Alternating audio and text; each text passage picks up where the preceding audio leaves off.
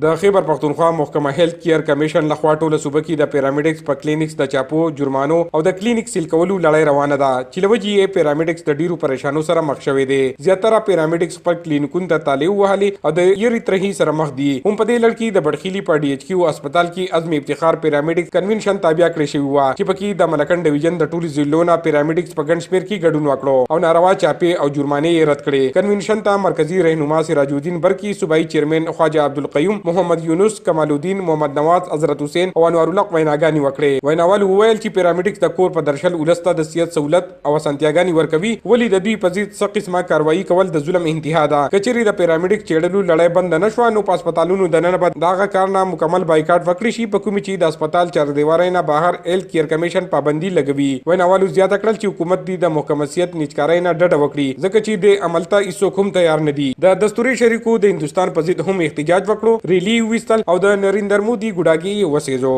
عمران زریاب، خیبر نیوز، مالاکنډ.